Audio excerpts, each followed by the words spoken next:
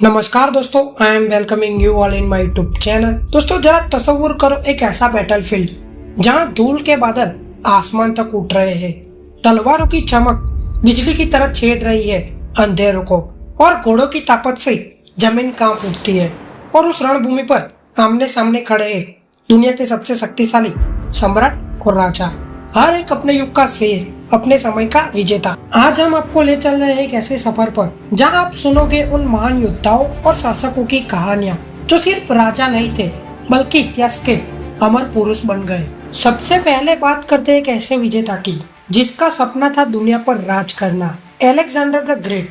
मैसेडोनिया का ये राजा 20 साल की उम्र में राजगद्दी पर बैठा और फिर कभी पीछे मुड़कर नहीं देखा। ग्रीस से लेकर पर्सिया तक, मिस्र से लेकर बाबिलोन तक, हर जगह अलेक्जेंडर ने अपना झंडा गाड़ा।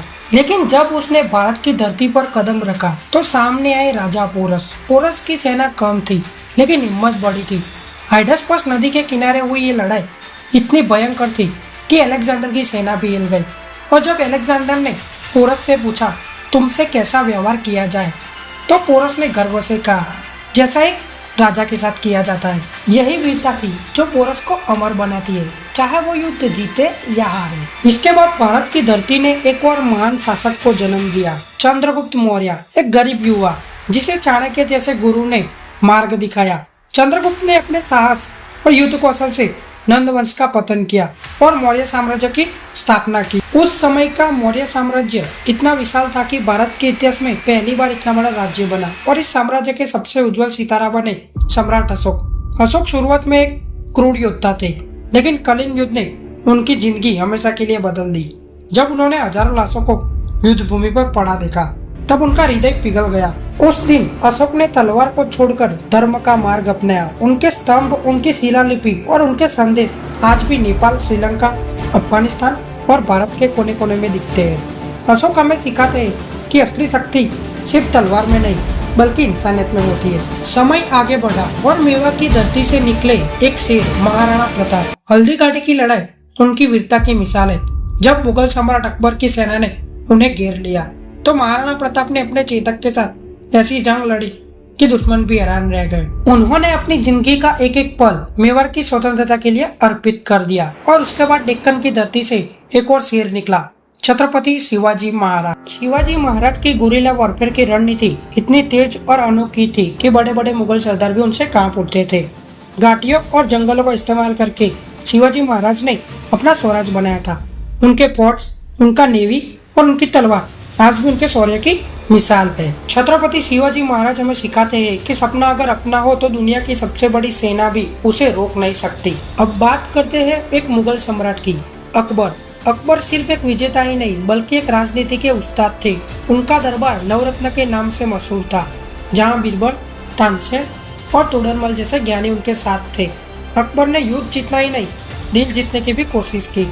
उन्होंने हिंदू और मुस्लिम दोनों को एक राज्य के सूत्र में बांधा और अपने समय का सबसे विशाल साम्राज्य बनाया। और फिर आए पंजाब के शेर, महाराजा रणजीत सिंह। सिख साम्राज्य के इस शेर ने लाहौर को अपनी राजधानी बनाया और एक ऐसा रूल दिया जहां धर्म और सम्मान दोनों बराबर थे। अंग्रेज भी उनके राज्य की ताकत से हैरान रह गए। रणजीत सिंह ने अपनी तलवार और राजनीति से एक मिसाल खड़ी की जो आज भी सिख इतिहास का गौरव है। अब भारत के बाहर निकलते हैं। पर्सिया की धरती पर हुआ एक सम्राट, साइरस द ग्रेट। साइरस ने पर्सियन एम्पायर बनाया और अपने समय का सबसे न्यायप्रिय राजा बना। उसने धर्म की आजादी दी, जिससे लोग उसे सिर्फ एक विजेता नहीं बल्कि एक पिता के रूप में देखते थे। लेकिन फिर एशिया के विशाल मैदानों में उभरा एक नाम जिसने दुनिया का नक्शा बदल दिया, चंगेज खान। एक छोटी सी ट्राइब का सरदार बनकर चंगेज खान ने मंगोल एम्पायर बनाया जो दुनिया का सबसे बड़ा साम्राज्य बना। उनकी सेना की तेज रफ्तार, उनका डिसिप्लिन और उनकी क्रूरता इतनी थी कि उनका नाम सुनकर ही शहरों के दरवाजे बंद हो जाते थे। और फिर यूरोप से निकले एक योद्धा जिनका जज्बा आसमान से बड़ा था, नेपोलियन बोनापार्ट। फ्रांस का ये सिपाही अपनी रणनीति और डिसिप्लिन के बल पर सम्राट बना।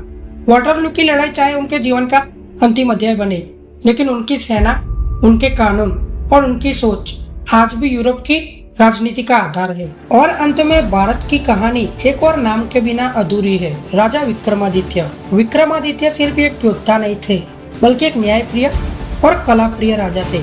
उनके दरबार में विद्वान, कवि और ज्ञानी सम्मिलित थे। उनका समय भारत के सांस्कृतिक सुवर्ण युग के रूप में याद किया जाता है। दोस्तों सोचो, अगर अलेक्जेंडर, सम्राट Ashoka, Shivaji Maharaj, Maharana Pratap, Ranjit Singh, Akbar, Cyrus the great, Changez Khan और नेपोलियन ये सब एक बैटलफील्ड पर आमने सामने होते तो कौन जीतता? कौन अपनी तलवार, अपनी रणनीति और अपने शौर्य का सबसे बड़ा अध्याय लिखता? जवाब शायद कभी न मिल पाए, लेकिन एक बात निश्चित है, साम्राज्य गिर जाते हैं लेकिन ये वीर राजा और उनकी कहानियां अमर हो जाती है। और आज भी उनकी याद हमें यही सिखाती है, तलवार की चमक मिट जाती है लेकिन शौर्य हमेशा अमर रहता है। तो दोस्तों, आपको इन सब में से कौन सबसे शक्तिशाली राजा लगते हैं? कमेंट में अपनी राय दीजिए और अगर वीडियो अच्छी लगी हो तो चैनल को सब्सक्राइब करना ना भूलें।